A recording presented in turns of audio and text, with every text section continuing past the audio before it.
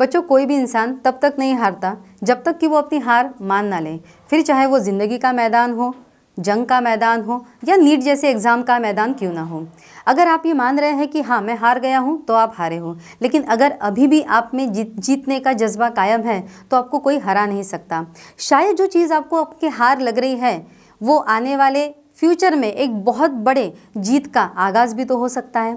ऐसा भी तो हो सकता है कि ये चीज़ जो आपको लग रहा है कि मेरे लाइफ में सबसे बुरी अगर कोई बात आज तक हुई है तो ये हुई है कि मैंने 2 साल बहुत अच्छे से पढ़ाई की, मेरा 100% मैंने इनपुट जो देना था वो दे दिया है, लेकिन ये जो स्कोर मैं देख रहा हूँ that is not a acceptable score, ये रियलिटी में मैं एक्सेप्ट नहीं कर पा रहा हूँ। ऐसा अगर आपको फीलिंग आ रहा है तो just take a deep breath. अपने आप को ये बात आप समझाइए कि जब भी हमें लगता है कि हमारे साथ में ये चीज़ बहुत ज़्यादा बुरी हो रही है, इससे बुरा और कुछ हो ही नहीं सकता, उसके पीछे भी बहुत कुछ अच्छा छुपा रहता है जो आगे चल के फ्यूचर में आपको समझ में आता है कि नहीं ये बहुत अच्छा कुछ होना चाहिए था, इसीलिए वो बुरी चीज़ मेरे साथ में हुई थी।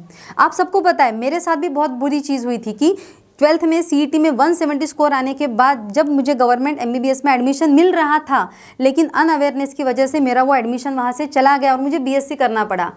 ओके, इससे कोई वर्स्ट चीज़ मेरे साथ उस वक्त नहीं हो पा रही थी, लेकिन आज जब मैं देखती हूँ तो मुझे लगता है कि जो भी हुआ था उस वक्त में वो शायद बहुत ज़्यादा अच्छा हुआ था। इसीलिए आज भले ही मैं डॉक्टर ना हूँ but I am creating the doctors.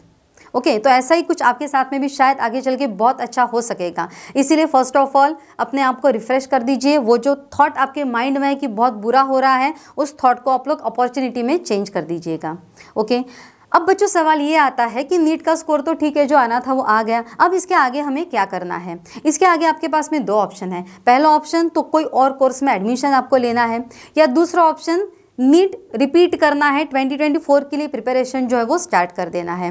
अब इसमें से हमें कौन सा ऑप्शन चॉइस करना चाहिए, ये ना तो आप मेरे से पूछिए ना ही और किसी से। आप 10 लोगों को अगर पूछिएगा, हर इंसान आपको 10 सलाह देगा, ऐसे 100 अलग अलग ऑप्शंस आपके पास अवेलेबल हो जाएंगे कि आपको आगे क्या करना चाहिए। तो stop asking to anybody, just ask to yourself. अपने अंदर झांक कर देखिएगा, शांति में अपने आप को ये क्वेश्चन कीजिएगा कि मुझे आगे क्या करना है। No one can give you better answer to this question. Okay, it's only you. सिर्फ आप ही अपने आप को ये बहुत अच्छी तरीके से आंसर दे सकते हैं कि आगे आपको क्या करना है। जस्ट अ सिंपल एग्जाम्पल, अगर आप पूछते हैं कि मुझे आगे क्या करना है और आपके अंदर से अगर ये आवाज़ आ रही है कि मुझे सिर्फ और सिर्फ मेडिकल प्रोफेशन में ही अपना करियर करना है, मुझे मेडिकल प्रोफेशनलिस्ट ही बनना है, तो कोई डाउट लेने की ज़रूरत नहीं है, अपने आप पर नहीं और किसी पर नहीं। जस्ट अपने हथियार को धार लगा लीजिए एंड नीट 2024 का प्रिपरेशन जो है वो स्टार्ट कर दीजिए। लेकिन अगर आप अपने आप से क्वेश्चन पूछ रहे हैं कि मुझे आगे रिपीट करना चाहिए क्या, मेरे से होगा क्या, इफ बट अगर आपके दिमाग में आ रहा है तो stop thinking about repeat. Drop लेने के बारे में बिल्कुल भी मत सोचिएगा, सीधा सीधा और कोई अच्छा सा कोर्स अपने लिए आप चॉइस कीजिए, उसके लिए एडमिशन ले लीजिए। एक बेहतरीन फ्यूचर आगे आपका वेट कर रहा होगा। ओके, सिर्फ तभी नीट रिपीट कीजिए जब आपके अंदर से आ रहा है कि नहीं, I want to be medical professionalist only and only. ठीक है, तो अगर आप डिसाइड कर लेते हैं कि मुझे रिपीट ही करना है, तो अगेन आपके पास में फिर क्वेश्चंस तैयार हो जाते कि अब मैं प्रिपरेशन कैसे करूं, कहां से करूं।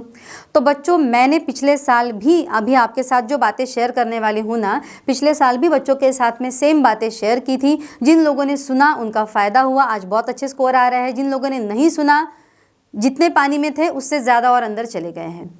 ठीक है, तो अभी जो बातें आपके साथ शेयर करने वाली हूँ ये एक्सपीरियंस के साथ शेयर कर रही हूँ। बच्चों 12 साल हो गए हैं पढ़ाते पढ़ाते, और जो भी आपको बताऊँगी ये बहुत फेयर एडवाइस रहेगी मेरी, क्योंकि आप 2 साल मेरे पास में पढ़े हुए हो। आपको कोई भी गलत सलाह मैं कभी नहीं दूंगी, ये आप अच्छी तरीके से जानते हैं।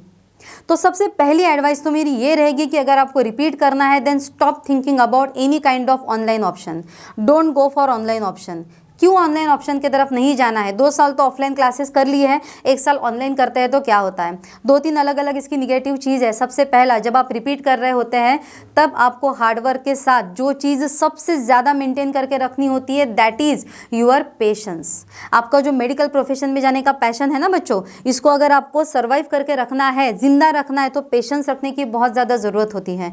और ये जो पेशेंस आपको रखने में मदद करने वाला है दैट इज़ आपके सामने रहने वाला जीता जागता टीचर। क्योंकि आपके जो फ्रेंड्स होंगे, एक तो आपके साथ रिपीट कर रहे होंगे जो आपकी ही जैसे मेंटालिटी में होंगे, या फिर वो दूसरे कहीं पे जाकर उन्होंने एडमिशन ले लिया होगा, उनके स्टेटस, उनके सोशल मीडिया पे पोस्ट देख के आप लोग वैसे ही जेलस फील कर रहे होंगे कि यार ये तो निकल गया, अब हमारा क्या।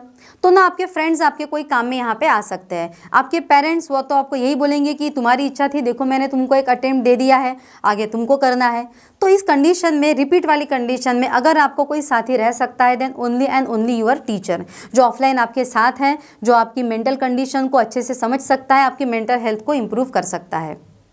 Second option, specially for Wardha students, don't go out of the Wardha.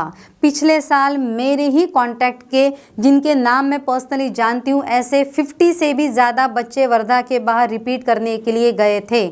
आज अगर हम देखते हैं तो उसमें से हार्डली 2 बच्चे ऐसे निकल के आ रहे हैं कि जिनका स्कोर 550 टच कर रहा है, अबाउ नहीं जा रहा है, जस्ट 550 टच करा। ऐसे सिर्फ 2 बच्चे आए हैं 50-60 में से निकल के। मेरे पहचान के 50 गए थे, वैसे तो कितने ही गए होंगे पता नहीं, लेकिन हार्डली 2 बच्चों का रिजल्ट थोड़ा बहुत कुछ अच्छा आ रहा है। बाकी तो ऐसे है कि जिनके स्कोर बढ़े ही नहीं या फिर कम भी हो गए हैं। क्यों? इसके पीछे का कारण क्या है? जब आप बहुत बड़े मॉब में जाते हैं, वर्धा के बाहर क्यों जा रहे हो? क्योंकि बहुत बड़े मॉब में आपको जाना है, वहाँ पे 300, 400, 500 बच्चों की बैच में आपको जाके बैठना है और आपको वो कॉम्पिटिशन वाले एटमॉस्फेयर का फीलिंग लेना है। कॉम्पिटिटिव एटमॉस्फेयर बोलते हैं ना, सो कॉम्पिटिटिव एटमॉस्फेयर का फील आपको लेना है, मिल जाएगा, डोंट वरी। जाओगे वर्धा के बाहर, मॉब में बैठोगे 400-500 बच्चों के, तो आपको जो कॉम्पिटिटिव एटमॉस्फेयर वाला फीलिंग है वो भी आ जाएगा, नो प्रॉब्लम। बट सबसे बड़ा नुकसान क्या होगा पता है? कि वो जो फीलिंग है वो आपके किस काम का है? कोई काम का नहीं है। क्यों? क्योंकि आपको अगर अपने आप को इम्प्रूव करना है, आपके स्कोर को इम्प्रूव करना है, तो आपके लिए सबसे बेहतरीन, सबसे अच्छी चीज़ अगर कोई हो सकती है, so that will be the individual doubt session.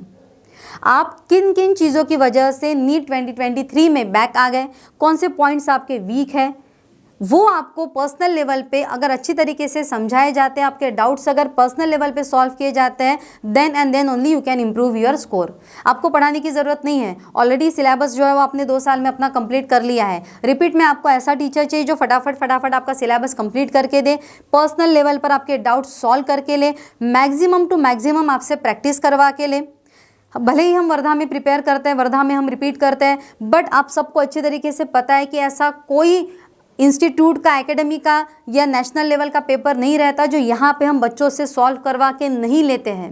तो जो स्कोर आपका आएगा यहाँ पे वो फेयर स्कोर रहेगा और वो आपको बताएगा कि हाँ, नीट 2024 में आप यहाँ तक पहुँचे हो। तो अगर आपको लगता है कि एक फेयर तरीके से आपकी प्रिपरेशन होनी चाहिए, then don't go out of the Wardha.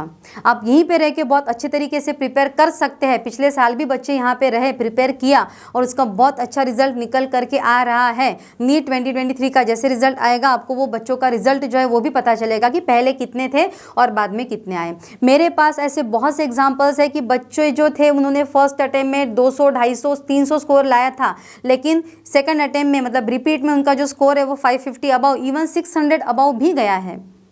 पिछले 2-3 साल में ऐसे कई एग्जाम्पल्स आपको दे सकते हैं। बस आपको विश्वास रखने की ज़रूरत है, आपके टीचर की जो बात है वो अच्छे से समझने की ज़रूरत है, ना कि आपको भीड़ के पीछे भागने की ज़रूरत है।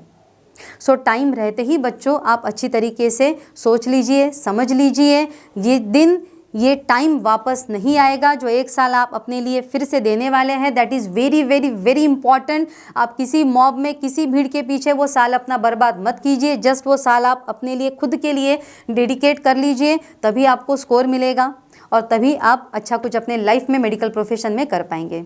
Okay, so all the best. कभी भी किसी चीज़ की ज़रूरत लगती है, आपको काउंसलिंग की ज़रूरत लगती है, I am available for any time. Okay, so you can contact me. Thank you बच्चों।